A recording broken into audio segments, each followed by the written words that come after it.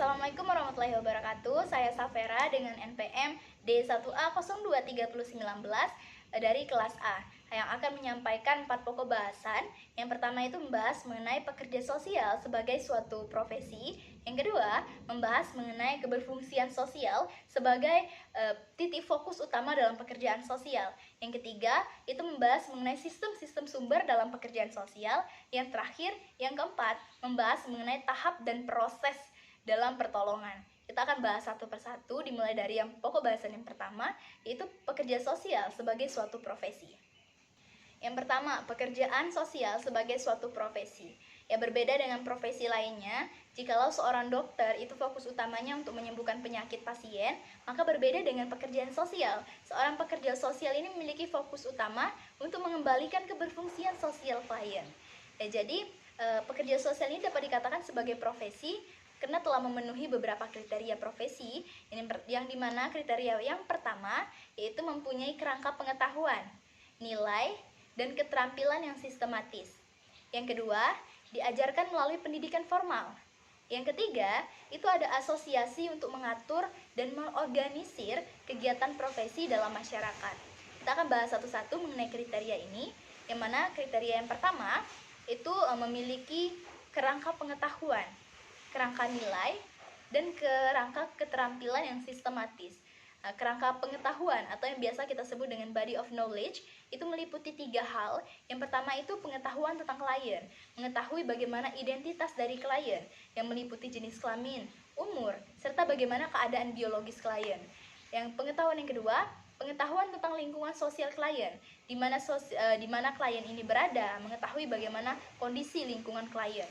Yang ketiga, ini pengetahuan tentang profesi pekerjaan sosial yang meliputi pengetahuan diri, profesi, yang meliputi nilai dan konsep dasar pekerja sosial.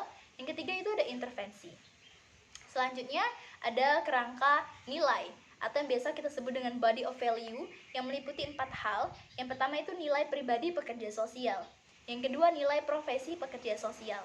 Yang ketiga nilai klien dan kelompok. Yang keempat itu ada nilai masyarakat.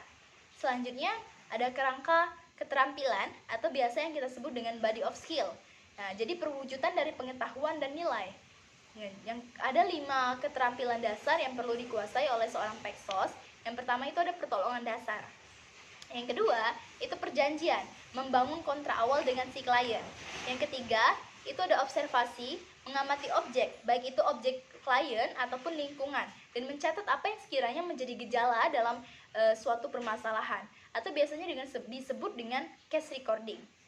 Jadi pekerja sosial ini atau peksos merupakan profesi yang berfokus pada pelayanan dan dukungan bagi kesejahteraan, baik itu individu, keluarga, ataupun masyarakat. Jadi bidang pekerja sosial ini meliputi banyak sekali, yang dimana pekerja sosial ini dapat bekerja di lembaga swasta atau non-pemerintah. Di lembaga swasta, pekerja sosial dapat memberikan konseling kepada pasien menggunakan terapi perilaku kognitif. Di lembaga non-pemerintah, pekerja sosial juga dapat melakukan pekerjaan advokasi, memberikan dukungan keluarga, serta pengasuhan dan memberikan terapi pada kelompok. Jadi banyak sekali bidang-bidang pekerjaan sosial. Selain itu juga, pekerja sosial ini dapat berperan sebagai konselor, motivator, mediator, pelindung, edukator, serta fasilitator. Jadi seorang pekerja sosial ini juga bertugas untuk menghubungkan klien kepada sistem sumber sesuai dengan masalah yang merupakan berhubungan dengan sistem sumber dengan masalah klien. Kemudian pokok bahasan yang kedua mengenai keberfungsian sosial sebagai titik fokus pekerjaan sosial. Jadi pekerjaan sosial ini merupakan aktivitas pertolongan profesional terhadap individu-individu, kelompok-kelompok, atau masyarakat untuk memperbaiki atau meningkatkan kemampuan keberfungsionalnya dengan menciptakan kondisi sosial yang memungkinkan bagi pencapaian tujuan. Jadi fokus pekerja sosial ini adalah untuk mengembalikan keberfungsian sosial yang mencakupi 3 hal, yaitu menjalankan peran, mampu menjalankan peran, mampu memenuhi kebutuhan, serta yang ketiga, mampu memecahkan masalah. Jadi jika seseorang telah melaksanakan ketiga-tiga yang telah saya sebutkan tadi, baru dapat dikatakan sebagai seseorang yang berfungsi sosial dengan baik. Dan itu merupakan sebuah syarat untuk dapat dikatakan sebagai seseorang yang berfungsi sosialnya dengan baik. Itu merupakan syarat dari sebuah keberfungsian sosial. Kemudian tujuan dari pekerjaan sosial. Jadi menurut Allen Pincus dan Minahan pada tahun 1973 ada tujuan dari pekerjaan sosial. Yang pertama itu untuk meningkatkan kemampuan orang dalam menghadapi tugas-tugas kehidupan dan kemampuannya untuk memecahkan masalah-masalah yang dihadapinya. Itu tugas yang pertama. Tugas yang kedua, mengkaitkan orang dengan sistem yang menyediakan sumber-sumber pelayanan-pelayanan dan kesempatan-kesempatan yang dibutuhkan oleh seorang klien tersebut. Yang ketiga, tugas yang ketiga itu meningkatkan kemampuan pelaksanaan sistem-sistem sumber agar lebih efektif dan berperi kemanusiaan. Yang tugas keempat itu memberikan sumbangan bagi perubahan, baik itu berupa sumbangan penelitian ataupun sumbangan pemikiran-pemikiran untuk lebih maju lagi untuk menumbuhkan perubahan di masa depan. Yang keempat itu fungsi dan tugas pekerja sosial. Jadi menurut Leonora Cerevika de Guzman dalam Fundamental of Social Work itu ada 3 fungsi dan tugas pokok pekerjaan sosial. Yang pertama itu ada restoratif, yaitu penyembuhan atau treatment dan rehabilitasi khususnya terhadap kemampuan klien dalam berinteraksi secara positif dan memadai dengan lingkungan sosialnya. Yang kedua, itu ada preventif, pencegahan, menemukan secara dini, mengontrol, serta menghapus kondisi-kondisi yang menyebabkan orang tidak mampu untuk berfungsi sosial dengan baik. Kemudian yang ketiga, itu perkembangan. Perkembangan ini pengembangan keberfungsian sosial klien secara optimal yang mencangkupi membangun kembali self realization dan self actualization-nya. Itu yang kedua. Yang ketiga, sistem-sistem sumber dalam Paxos. Ini pokok bahasan kita yang ketiga. Sistem-sistem sumber dalam Paxos. Sumber adalah segala sesuatu yang dapat dimanfaatkan untuk melaksanakan keberfungsian sosial. Jadi ada sumber menurut Allen Pincus dan Minahan juga. Jadi sistem-sistem sumber dalam pekerjaan sosial yang pertama itu ada sumber informal atau alamiah yang dapat berupa keluarga, teman, tetangga, orang lain yang bersedia membantu, dukungan emosional, kasih sayang, nasihat, serta memberikan informasi ataupun pelayanan konkret yang lainnya. Itu ada sistem sumber yang pertama. Yang kedua, itu ada sistem sumber formal. Sistem sumber formal ini merupakan organisasi-organisasi yang secara formal mewakili masyarakat dan memanfaatkan sistem sumber kemasyarakatan. Itu yang keduanya, sistem sumber kedua. Kemudian sistem sumber yang ketiga, itu sistem sumber kemasyarakatan. Jadi sistem sumber kemasyarakat ini merupakan berupa rumah sakit, badan adopsi, program latihan kerja, pelayanan resmi, serta orang dalam kehidupan terkait dengan sistem sumber kemasyarakatan, seperti sekolah, pusat perawatan anak. Orang juga terkait dengan badan-badan pemerintah dan pelayanan umum. Kemudian, contoh dari badan-badan pemerintah dan pelayanan umum ini misalnya kepolisian, tempat rekreasi, perpustakaan umum, dan lain-lain. Itu menyangkut mengenai sistem-sistem sumber dalam pekerjaan sosial. Kemudian pokok bahasan yang keempat, itu mengenai tahap-tahap dan proses pertolongan yang meliputi beberapa proses yang sistematis untuk memberikan pertolongan yang efektif.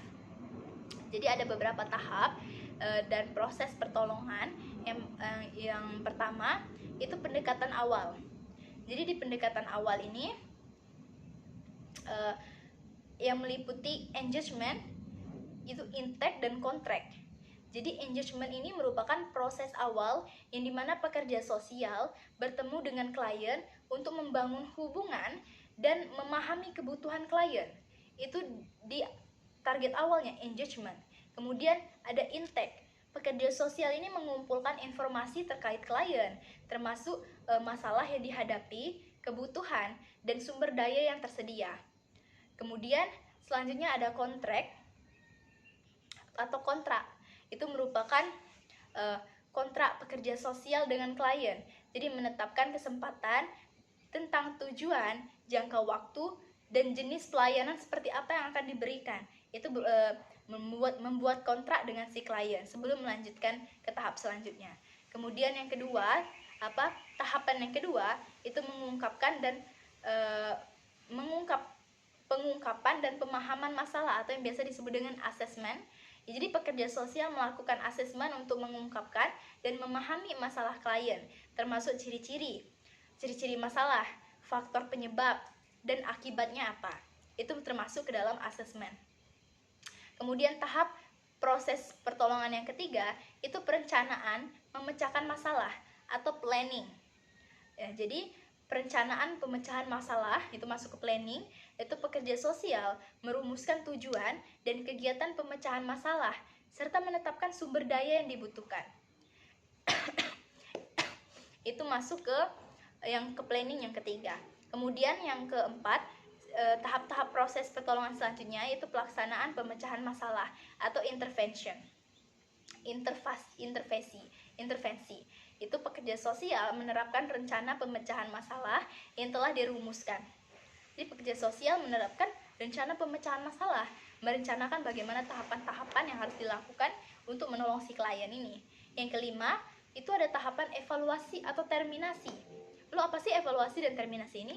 Jadi evaluasi dan terminasi ini merupakan tahapan pencapaian tujuan, merupakan evaluasi terhadap pencapaian tujuan yang telah ditetapkan. Jika tujuan telah tercapai, maka proses pelayanan dapat diakhiri. Namun jika belum mencapai target, maka perlu membuat rencana berkelanjutan. Itu mengenai tahap-tahap proses pertolongan. Jadi ada contoh penerapan dalam kasus.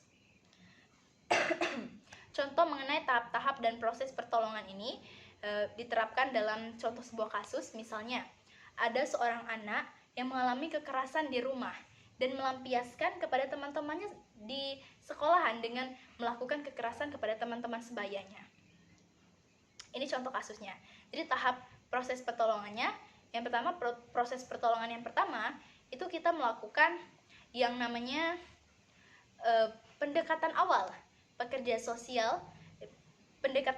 dengan pekerja sosial dengan si klien.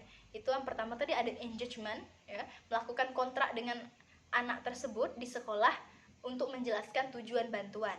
Kemudian tahapan yang kedua itu mengasesmen, mengumpulkan informasi melalui wawancara, baik itu dengan wawancara dengan anaknya ataupun guru, serta wawancara dengan orang tua mengenai akar masalah awal. Itu tahap yang kedua. Tahap yang ketiga itu ada planning, itu membuat rencana, merencanakan sesi konseling, baik konseling kepada orang tuanya ataupun anak yang bermasalah tadi, dengan memberikan edukasi kepada anak agar dia tidak melakukan perlakuan pembulian atau tindak kekerasan kepada teman sebayanya. Begitu juga dengan orang tuanya, kita perlu memberikan edukasi konseling juga agar orang tuanya ini tidak melakukan tindakan kekerasan kepada anak mereka dan memberikan contoh yang baik kepada anaknya agar dia tidak melakukan kekerasan juga terhadap teman-teman sebayanya. Kemudian tahap yang selanjutnya itu intervention atau intervensi, melaksanakan sesi konseling dan pemberian edukasi kepada klien yang bermasalah tadi sesuai dengan tahap perencanaan. Kemudian tahap selanjutnya itu ada evaluasi. Setelah beberapa bulan, pekerja sosial melihat nih bagaimana nilai hasil dari proses pertolongan yang telah dilakukan sebelumnya. Jika setelah beberapa bulan klien ini sudah dapat berubah dan dapat menjalankan keberfungsian sosialnya dengan baik, maka proses pertolongan dapat dihentikan sebatas itu. Tapi jika beberapa bulan telah berlalu tetapi belum berubah juga dan belum dapat menjalankan fungsi sosialnya dengan baik, maka akan melakukan tahap pertolongan berkelanjutan. Jadi pekerja sosial perlu membuat tahapan selanjutnya agar si klien ini dapat terbantu mengenai masalah sosialnya. Jadi itulah dia 4 pokok bahasan yang telah dibahas. Yang pertama tadi membahas mengenai pokok Peksos sebagai suatu profesi, yang dimana ada beberapa kriteria yang menyangkut mengenai profesi tadi. Kemudian membahas juga mengenai bidang pekerjaan Peksos itu apa saja.